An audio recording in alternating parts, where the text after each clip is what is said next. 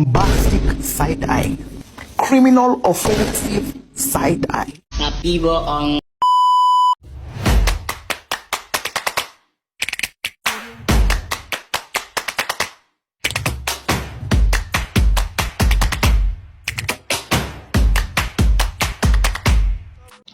Assalamualaikum warahmatullahi wabarakatuh. Kenalkan, nama Syarif Nur Hakim dari kelas 12 OTP 1. Saya ingin menjelaskan tugas remedial. Pertanyaan yang pertama, jelaskan pelaksanaan tata cara perjalanan bisnis.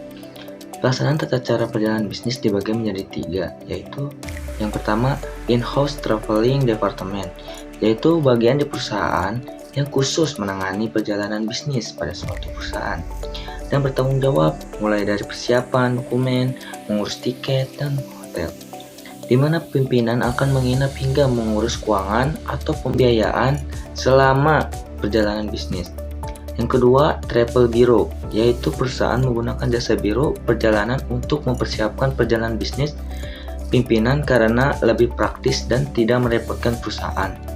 Yang ketiga, administrasi kantor atau sekretaris, yaitu administrasi kantor atau sekretaris sendiri, yaitu mempersiapkan perjalanan bisnisnya sehingga administrasi kantor atau sekretaris harus segera mempersiapkan segala sesuatu yang berhubungan dengan perjalanan bisnis. Pimpinannya seperti yang dipersiapkan semua dokumen perusahaan, mengurus paspor, visa, tiket, dan hotel yang disukai pimpinan.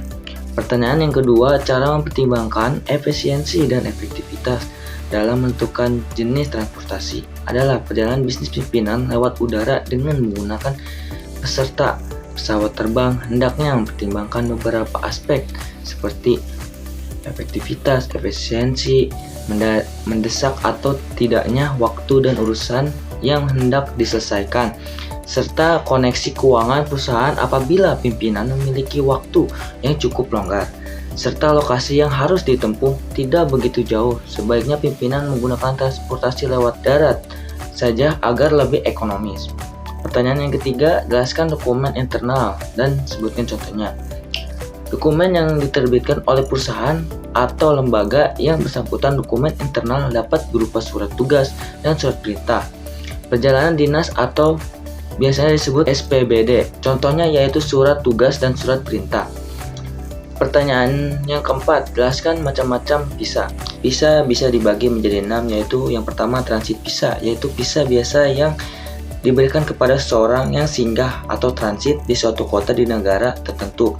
Biasanya hanya untuk 1-3 hari kemudian melanjutkan perjalanan kembali ke negara tujuan.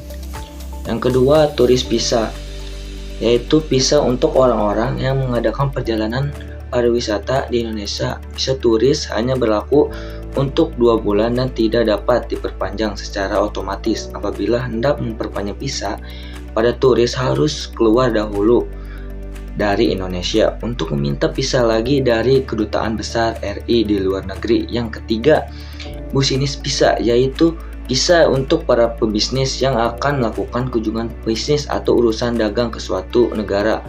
Yang keempat, diplomatic visa, yaitu visa yang diberikan kepada pejabat kedutaan, konsulat, atau perwakilan suatu negara yang patut diberikan penghormatan atas dasar hukum dan pergaulan diplomatik internasional.